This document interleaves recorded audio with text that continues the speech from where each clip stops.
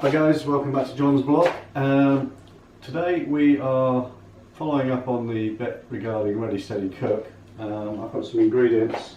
So main ingredient was a squash. To that we have got some leftover tagliatelle, half bag. I've got some chorizo to give it some flavour.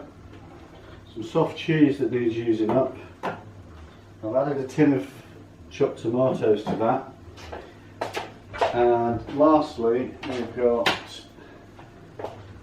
a chicken breast from a batch that we have frozen parts of, and that was one that was spare. So we do a Ready Steady Cook with this, and basically what I'm going to do is I'm going to prepare that, show you how to peel that and get that ready. Tagliatelle can go over here because that'll be done last minute, it takes about 4 minutes to cook. Chorizo, tomatoes, that, as well as an onion which I've got to get out from our store. We'll make the sauce. Chicken I'm going to pan fry in a little butter, seasons with some tarragon to get some flavour into it. And basically that will get sliced across the top of the tag, a couple of pieces of roast thing, and the sauce over the top of the chicken. So that should create a nice little feeder meal for us. So let's do some prep. We're going to do the squash first. Now, I've watched various people do different ways of doing this. What I like to do is peel it using a peeler, because I find that I can get most of it off with just going around once. So then we get the biggest knife you've got. I'm going to take the bottom off it, like so, and the top off it, like so. So you're left with a whole peeled squash. Now normally down to about there it's solid all the way. So I'm going to try and guess roughly where it comes off the... Yeah, we've managed it. So I've got all of that, which will give me nice pure discs. That's what I'm going to do. I'm just going to get these discs about 1 centimetre thick. They don't take that long to roast if they're that sort of thickness. If they're too thick they can take a lot longer. Okay, so 2, 4, 6, 7 discs. 3 of us, so we've got 1 spare, 2 each plus 1 spare, which is not a problem. Roasting tray. A little bit of olive oil to stop them sticking. And what I normally do is just take the first one and I rub the oil around the edges so that they're all nice and evenly spaced.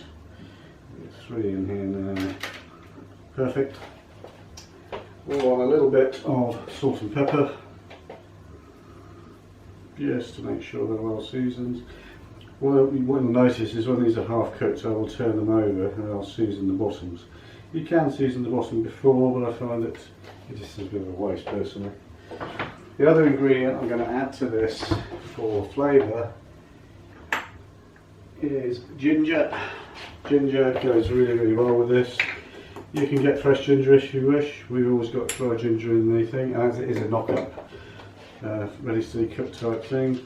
Ground ginger is absolutely fine. If you've got fresh ginger in your cupboard, then in your fridge, then use it. Okay, well that's that done. You want to put that in the oven. A little bit more olive oil. Stop some drying out. Put that in your oven on 180. And you will note that I'm doing it from a cold oven because I forgot to turn the oven on. Don't normally do that, but there we go.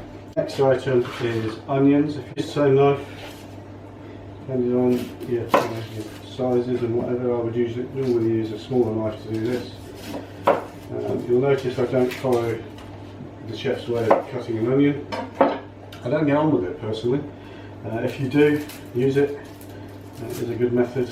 I've never managed to do it successfully in all the years I've been cooking. But at the end of the day, if you end up with the right result, which is a chopped onion, then that's the way it goes. Back into the composter, and we're going to basically slice.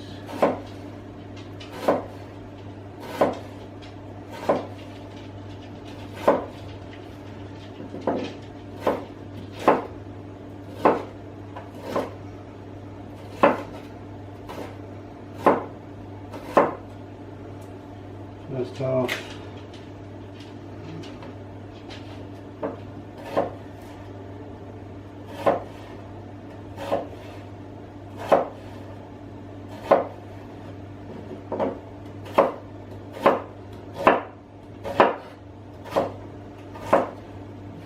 There's your onions. We want a bit more olive oil into the frying pan that we have out. Turn that on full power to start with. That means it gets hot relatively quickly. We've got a induction hob. If you've got ordinary electric, it will take a bit longer to warm up. If you've got gas, that's fairly instant as well. It really does come down to what you're doing. Chorizo, if you want some of this for flavour. I use various spiced chorizos if you don't like it too spicy. This one is the normal one, so this one's not going to blow our heads off. I don't use a lot of it. As I've said previously on some of the other ones, we're going to talk about shopping, and we actually, when the shops are back open normally,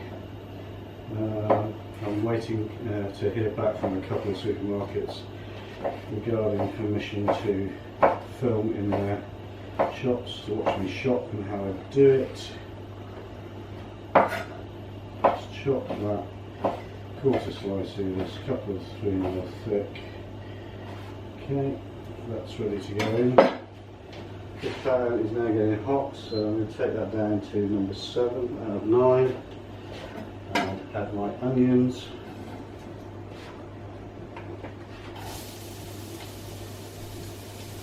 You should never put onions in a cold pan wherever possible. It just doesn't get the caramelisation and the flavour out as quick as if it's stewing from cold. So we get a little spatula and basically go from there. Try to keep them moving. We want to sweat these out to get the flavour more than anything. As soon as they're starting to sweat, I'm going to add the chorizo. And that's the basis of the sauce. So I'm going to pan fry the chicken separately with some butter and some tarragon, which we'll do in a minute. That's going to go in now, starting to sweat. All the fat that's in the chorizo will melt and help make the sauce flavoursome. So we've finished with the peeler. The next thing to do is get a pan out for the chicken, smaller version of that. Again, spot of olive oil. We're going to season the chicken, and we're also going to add some flavour. I'm going to use some tarragon, some dried tarragon. Nothing wrong with dried herbs, by the way. Some people get a bit precious and happy to use fresh all the while. I'll do this over the sink, clean in a plastic bag, and there will be some juices that will disappear. I'm not going to wash the chicken. Recommendation is you never wash it. I'm sort of in agreement with it, but sometimes it's necessary. So, a little bit of seasoning, a little bit of salt, a little bit of pepper, turn it over, same again, there we go, and then a little bit of tarragon,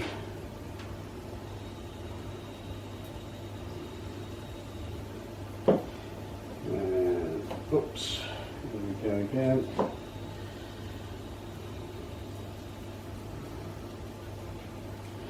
So that's pretty much ready for cooking. And I also I use a lot of Worcestershire sauce, which I will add to my sauce. And depending on the flavour you want, and it is what you want, you might want to add a stock cube to the sauce. If you're like me and you like it meatier rather than tomato, then you don't have to add the tomatoes. You can make a more beefy sauce or chickeny sauce and go from there. Colour is now coming out of the chorizo where the fat is melting. The onions are starting to turn orange. We want that to be a lot softer than they currently are. I'm actually going to turn that down to 6 and just let it simmer away. So for this particular dish I am going to use a chicken stock pot to get some flavour into the sauce. But you can do this with whatever flavours you want. I'm using tarragon. If you want to use mixed herbs, if you want to use basil, you can put in there whatever you want. It's a matter of this really steady cook is just developing the flavour as you go until you hopefully have got something at the end that is edible. Please don't think that I haven't done this and messed it up. I have loads of times and the flavours have been awful, the texture has been awful. We all make mistakes. We all think, I've made a mistake, I'm going to try and correct it, and when you try and correct it, it goes even worse. So you will get things wrong. Don't panic about it. I'm going to open the chopped tomatoes because I'll be going into the sauce soon. What we'll do is I'm going to reduce those down, and just before serving we're going to get cream cheese in there, soft cheese. As I say, we use a lot of soft cheese for various things, and we normally have half a tub left at the end of the week. So this is very much a use up on that. I'm going to get the butter out of the fridge and the chorizo. Going to add the Worcestershire sauce. You can have any brand of this you like. You have the main brand. This is an own brand from one of the supermarkets, their version thereof. This adds a bit of pepperiness to it, which is great. If you don't like pepper in your food, don't put pepper in your food. So I'm going to tip that in there. Because I want this to reduce and get the flavour in, I'm actually going to add half a tin of water with it. In effect you've got 1.5 tins of chopped tomatoes, mainly liquid on the second part, obviously.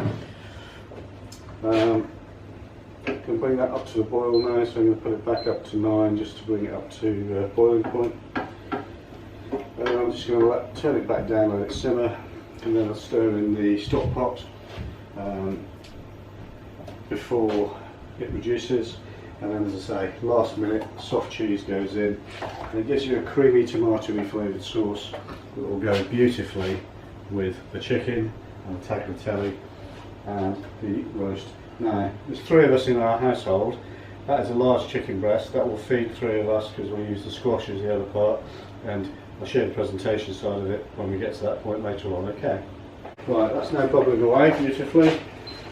Turn that down to 7 and add the stock cube.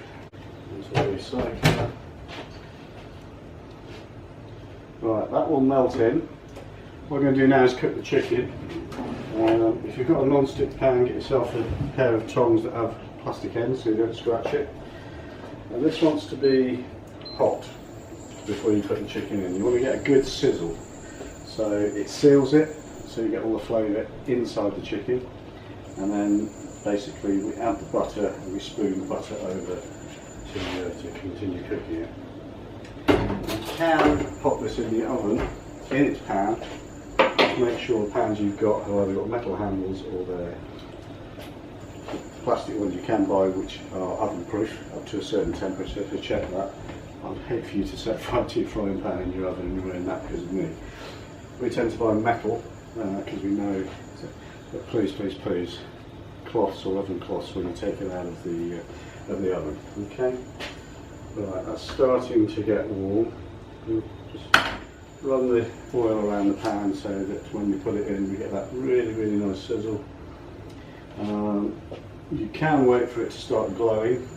When I say glowing, it's sort of the heat haze around it before you put it in. As long as it is hot and you get sizzle as soon as you put it in. Give this a quick stir.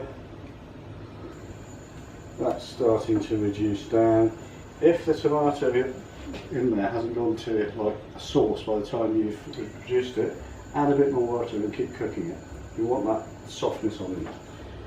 Okay, so I'm going to put this top of fillet side down, so serving side down. Hear the sizzle. Scrape off all the seasoning stuck to the plate. Ready to go on that. Don't be tempted to turn it straight over. Give that a good few minutes, 2 or 3 minutes on that side. It'll create a nice brown caramelised finish on it. And the tippy tappy sound you can hear, by the way, is my lovely little Norfolk Terrier Ruby. I will show it to you at some point, not right now, it's going to be a quickie. You can hear that sizzle, that's burning in effect the outside of the skin. Scorching it so that it's going to be spot on. Turn that over now. You can just see, I'll show you in a moment, once I've done that side, I'll show you it's where it started to caramelise and brown. And you can just see, herbs are nice, you've got this little browning effect around the edge. That is perfect now, ready to go in the oven. If you want to cook it on the hob, the oven's not great, you think it's actually cooking, turn the heat down a lot sooner, because it will take a while for that heat to go right the way through the chicken. But we're going to place this in the oven.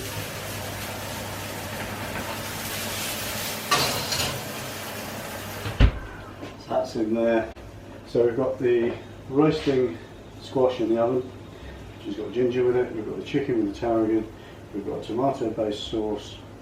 I'm going to add some garlic to that in a minute. Some say put the garlic in first. Using fresh garlic, I would agree.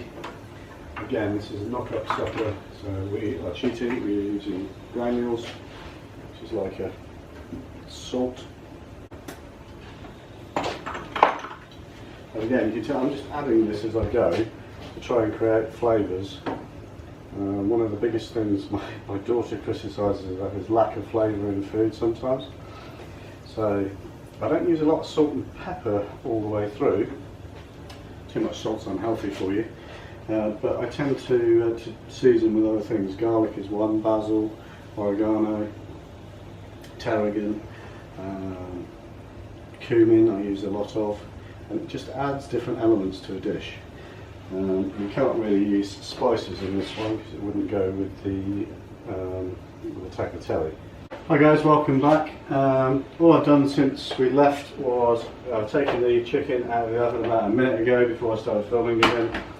And what I want to do is baste this with the melted butter. You can notice the butter has gone slightly brown, which is expected, but it's still perfectly good to use, it's not burnt.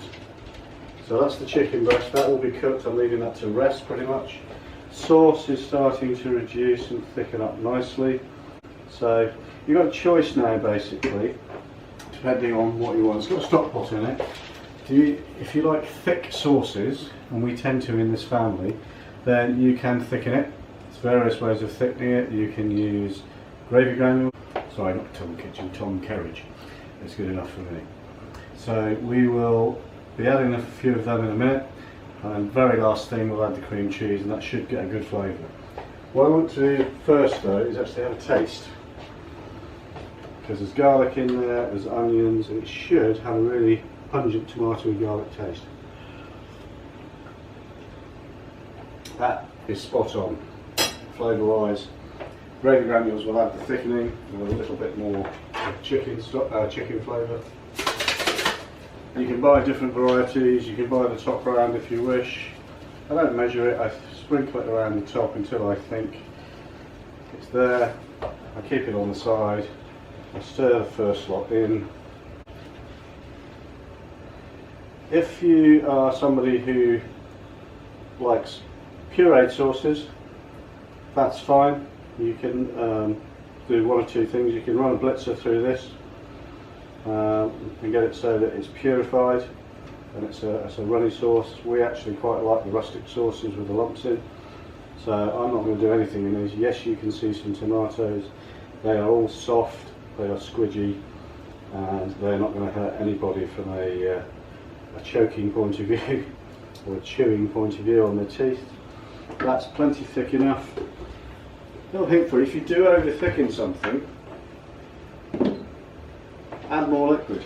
I'm going to use this soft cheese now, because we're getting close to being ready to serve. That wants to cook in. That's the end of that, so that's one of the items we were trying to use up gone, so result on that one. And you'll notice this changes colour, it goes a nice creamy orangey colour from the tomatoes and the cream cheese. And it will add a different flavour, it will soften the flavours that are in there and make them more creamy, as you would expect. But this will go brilliantly with the chicken, the tag, and then you have your squash as your side order, so to speak. So we take the squash out of the oven now and test it. Looking good. A little knife. And all we want to do is see if it's cooked all the way through. It's al dente, so it is, you could have it like that, but what I'm going to do is I'm going to flip these over, because what will happen now, that'll go back in the oven for about another 5-6 minutes. And the flavours that are on the bottom will go into the olive oil that's there, and then when we take them out it will cook through. So that's that. Sauce is looking awesome. I'll bring it over to you in a moment and show you. Have a little taste now that I've added everything that I want to add.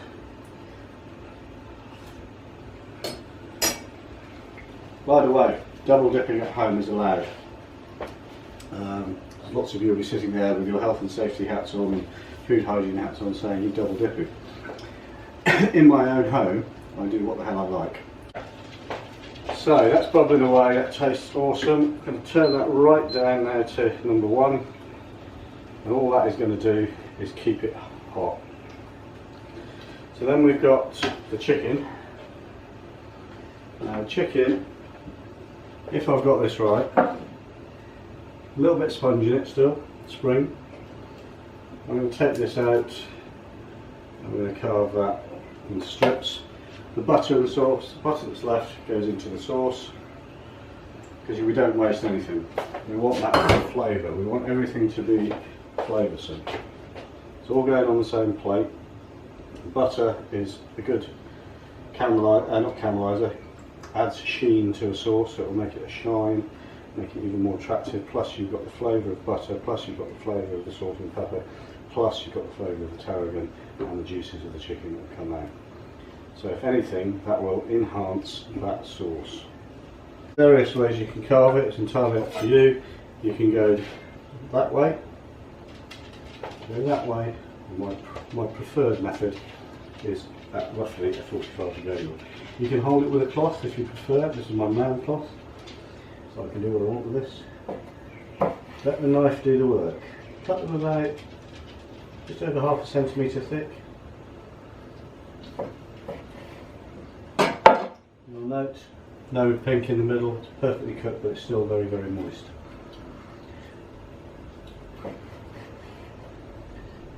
As I say, this is catering for 3 people. We are not huge eaters in this house. If you're big eaters and you want to do a whole breast each, you can. I always recommend you carve before you dump it on the plate. I'm a lazy eater, we all are in this house, and we like things done for us. If you don't mind a whole lump of chicken being put in front of you, then that's fine. Right. You can see that is beautifully tender, succulent chicken, soft. The smell is absolutely awesome of tarragon. You've got the salt and pepper in there for seasoning. That now is ready to serve. So the last thing we do is the tagliatelle. Our sauce is ready, our chicken is ready, and the squash will be ready in approximately 3 or 4 minutes. On there, 2 or 3 pinches of salt. Pasta is a must. I've heard various chefs say put oil in the water, some say don't. I always do, it's something I've always done. I can't remember which chef I followed that off initially.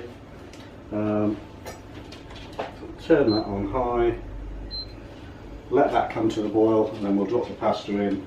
While that's cooking, we will take the squash out, leave that on. It's on a stoneware dish, so that will stay hot for the best part of half an hour and still be hot to eat.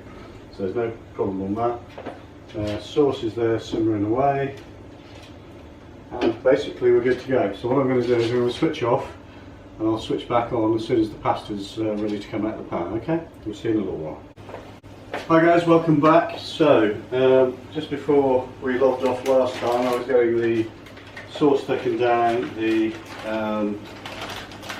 squash is in the oven still. I'm just about to cook the pasta, the water's come to the boil. So I've got 1, 2, 3, 4 pieces. As I say, this is what's left. It's a knock-up. Bodge job. Whether I'm allowed to use the term ready steady cook because it's a TV programme, I'm not sure, but you get the gist of it. We're using up stuff that needed to be used. So that'll take 3 or 4 minutes. The sauce is nice and thick, and as I said, we've tasted it. It is tasting lush. As soon as that pasta is nearly done, I'm going to strain it and take the squash out of the oven. I've got some hard cheese here to grate on top for those that want it, and making it look presentable. A lot of people say to me, at home it doesn't matter.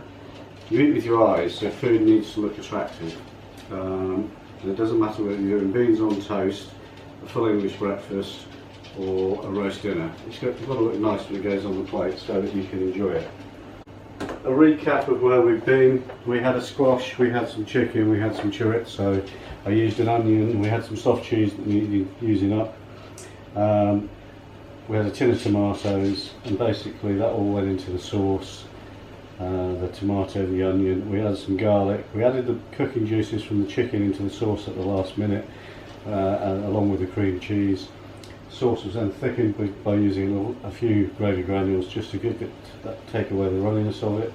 You can reduce it down and reduce it down and reduce it down, but if you've got more people to feed, adding a few gravy granules give you quantity as well. And it really is about making food enjoyable for your family. Okay, that pasta's almost there. It's what I would call really al dente at the moment, a bit too al dente for our liking. So what I'm going to do is I'm going to plate up, the squash will go there, pasta will go there, chicken will be laid across, and basically the sauce over the top of the chicken. Once the sauce is on, grate a little bit of cheese over the top, and we're good to go.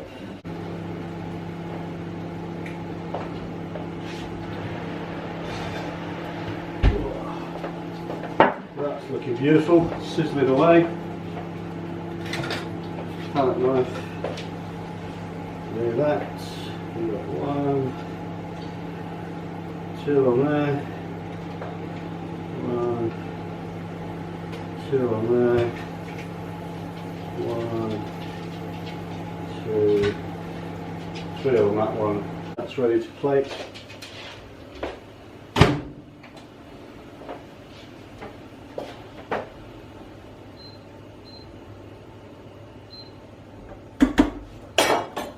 Pasta is ready to strain.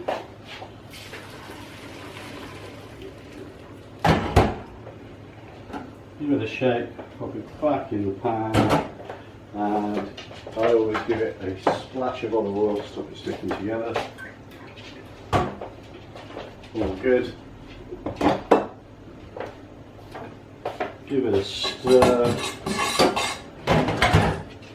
We're going to plate up.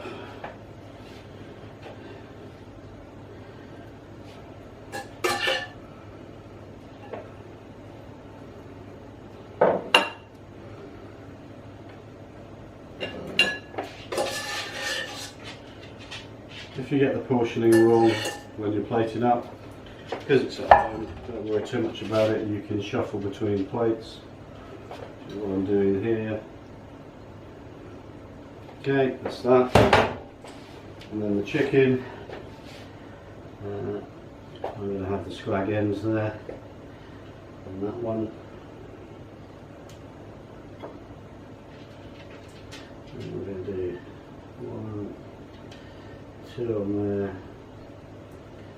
2 on there, another scrag ends on for me, and we'll do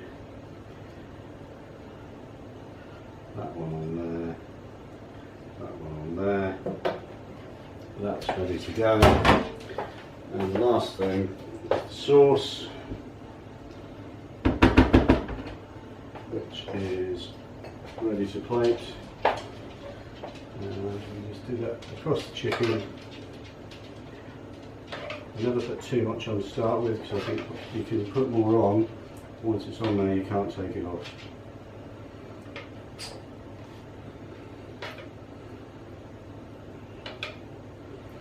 I know I like sauce, so I'm going to have an extra spoonful. And you've got sauce left over, you never ever would throw that away. It's basically there to be done. And the last thing, the finishing touch, is a little bit of cheese. I know this young lady likes it. I know I like it.